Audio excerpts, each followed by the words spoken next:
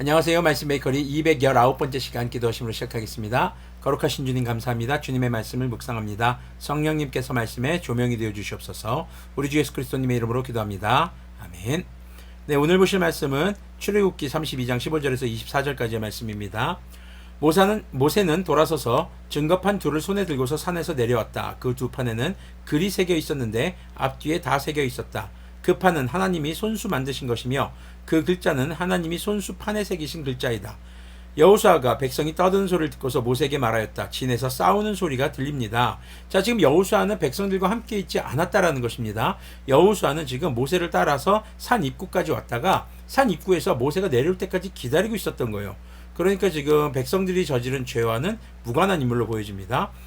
그 소리를 들으면서 아마 여러 가지 궁금했겠죠. 근데 그 소리가 들리는데도 내려가지 않습니다. 자신의 임무와 역할을 정확하게 알았던 것이죠. 모세를 보좌하는 사람이었던 것이죠.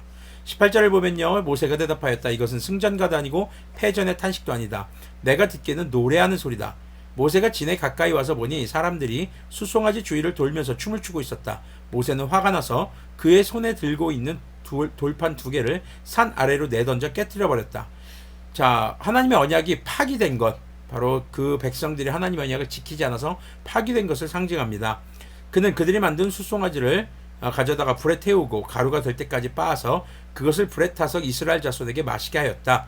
자, 이런 방법은 당시 고대 중근동에서 어떤 다른 민족을 정복하고 그들의 신이 무능함을 나타냄과 동시에 그들의 신을 완전히 없애버리는 방법 중에 하나가 바로 이런 방법이었습니다. 모세는 지금 그 금송아지를 갖다가 완전히 가루로 만들어서 물에 타서 먹어버리게 만들어서 그 금송아지가 얼마나 능력이 없는 것인지를 지금 보여주는 것입니다. 한마디로 사람의 똥이 되게 만드는 거거든요. 자, 21절을 보면요. 모세가 아론에게 말하였다. 자, 이제 포커스가 아론에게로 옮겨갑니다. 이 백성이 형님에게 어떻게 하였기에 형님은 그들이 이렇게 큰 죄를 짓도록 그냥 놓아두셨습니까? 사실 아론이 모세가 없을 때 민족의 지도자예요. 자, 아론이 대답하였다. 아론님은 우리의 지도자입니다.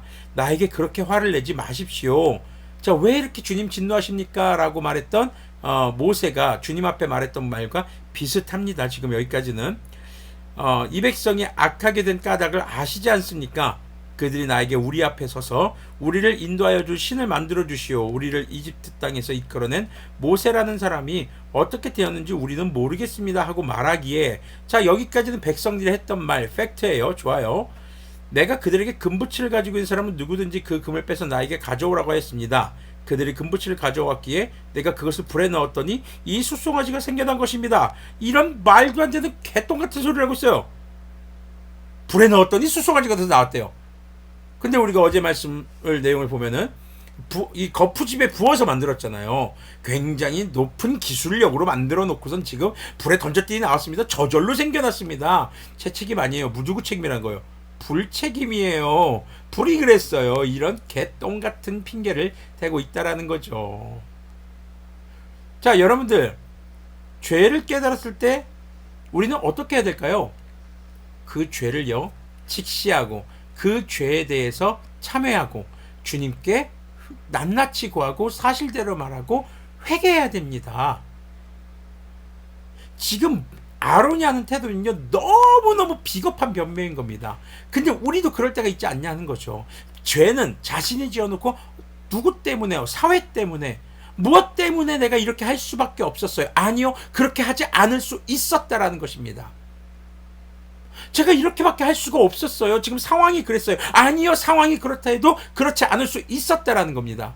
누구 때문에 제가 이럴 수밖에 없었어요. 아니요, 누구 때문이 아니라 본인이 선택한 것입니다. 여러분들이 지은 죄에 대해서는요, 그 누구도 탓할 수가 없습니다.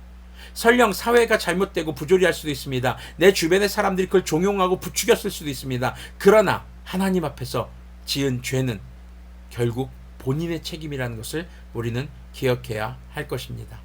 죄 앞에서 죄를 깨달았을 때에 주님 앞에서 우리가 해야 할 바람직한 태도는 그 죄를 인정하고 진심으로 뉘우치고 회개하는 것입니다.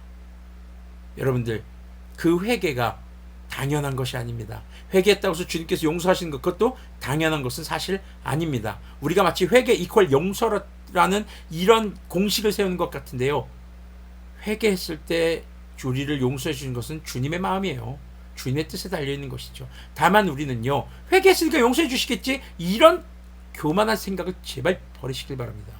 죄의 무게가 얼마나 무거운지 내일 말씀을 통해서 더 깨닫게 될 것입니다.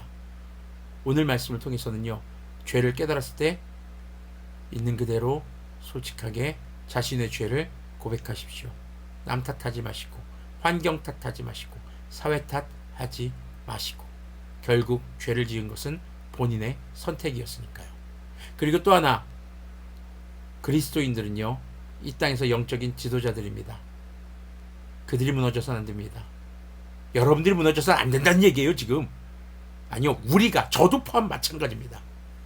그리스도인들이 절대 거룩이라는 것을 잃어버려서는 안 됩니다. 행복 추구권 좋습니다. 뭐 자기 만족 좋아요. 근데요, 그리스도인들에게는요, 그 어떤 것도 거룩이라는 것보다 더 우선될 수 없다라는 것을 기억하시기를 바랍니다. 기도하겠습니다.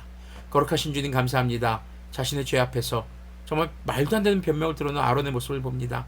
저 우리의 삶에서 잘못된 우상들, 죄의 모습이 있다면 정말 가루를 만들어서 먹어버려 똥으로 만들어버린 것처럼 그 모든 죄악의 근원들을 없애버리게 도와주시고, 주님 앞에 정말 있는 그대로 겸손하게 주님의 용서를 구하는 그런 회개의 자리로 우리 인도하여 주시옵소서. 주님, 우리가 교만해지지 않게 하시고 회개에 따른 용서를 아버지 마치 당연한 것처럼 여기는 그런 교만한 자들이 되지 않도록 또한 긍휼을 베풀어 주시옵소서. 우리 주 예수 그리스도님의 이름으로 기도합니다. 아멘. 네, 비겁한 변명보다는 정직한 겸손의 그리스도인들이 되시기를 권면드리겠습니다.